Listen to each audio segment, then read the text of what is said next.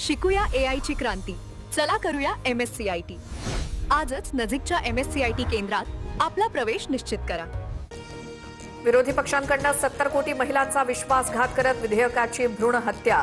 विरोधी पक्षांचा समाज सुधारकांच्या विचारांवरती तांडव. पत्रकार परिषदेतनं मुख्यमंत्री फडणवीसांचा हल्लाबोल. महिला आरक्षणाचा डमरू वाजवून कुणाला फसवताय? महिला आरक्षणाचं विधेयक 2023 मध्येच मंजूर.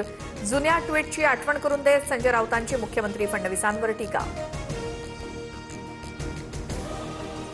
काँग्रेस, ठाकरे सेना आणि पवारांच्या राष्ट्रवादीचा महिला विरोधी चेहरा उघडा पाडू. मुख्यमंत्र्यांचा घणाघात. महिला आरक्षणासाठी 1 कोटी महिलांच्या सह्या गोळा करणार. फडणवीसांकडून राज्यव्यापी जनजागृतीचा निर्धार. डिलिमिटेशन आणि महिला आरक्षणाचा संबंध काय? सुप्रिया सुळेंचा फडणवीसांना सवाल. तर फडणवीस अभ्यासू नेते, त्यांना दिल्लीवरनं दबाव असेल, सुळेंची टीका. सुळेंनी मुख्यमंत्र्यांसोबतच्या डिबेटचं चॅलेंज देखील स्वीकारलं.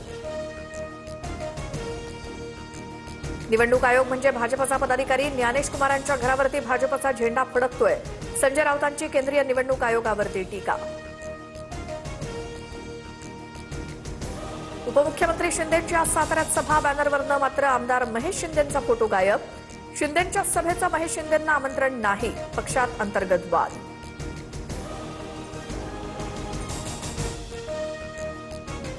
स्वतःच्या जीवावर निवडून येतो. आमदार महेश शिंदेंचा पक्षाला घरचा आहेर. तर ज्यांचं खावं मीठ त्याच्याशी राहावं नीट. मंत्री प्रताप सरनाईकांचा महेश शिंदेंना चिमटा. 10 मे पर्यंत भूमिका स्पष्ट करा, अन्यथा सरकारला महागात पडेल. अजित पवारांच्या विमान अपघातावरनं रोहित पवारांचा मुख्यमंत्र्यांना थेट इशारा. संभाव्य अल निनोच्या पार्श्वभूमीवर मुख्यमंत्र्यांची आढावा बैठक. ऑगस्ट-सप्टेंबरमध्ये अल निनोचा मोठा तडाखा. हवामान खात्याचा गंभीर इशारा. पाणी टंचाई रोखण्यासाठी जिल्हा स्तरावरती विशेष टीम तैनात करण्याचे आदेश. टाळेगाव मुली तस्करी प्रकरणात मुख्यमंत्र्यांनी लक्ष घातलंय. संबंधित प्रकरणाची सरकार पूर्ण चौकशी करेल. मंत्री चंद्रशेखर बावनकुळेंची माहिती. नागपुरात तरुणींवरती धार्मिक सक्ती करणाऱ्या एनजीओ चालकाला अटक. धार्मिक चालीरीती पाळण्यास नकार देताच दिली धमकी. रियाज काझीवर विनयभंगाचाही गंभीर आरोप.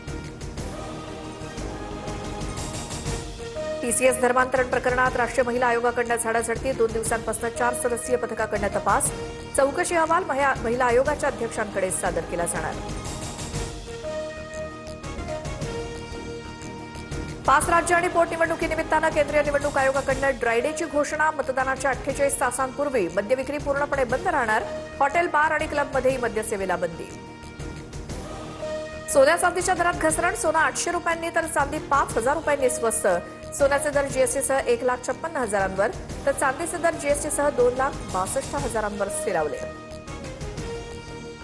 राज्यात पुढील 2 दिवस मुसळधार पावसासह गारपिटीची शक्यता. हवामान विभागाकडून येलो अलर्ट जारी. अवकाळी आणि गारपिटीमुळे बळीराजा चिंतेत.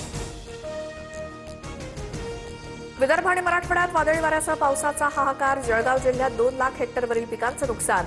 अमरावतीत घरांची पडझड तर परभणीमध्ये आंबा बागा उद्ध्वस्त. तातडीनं पंचनामे करण्याची मागणी.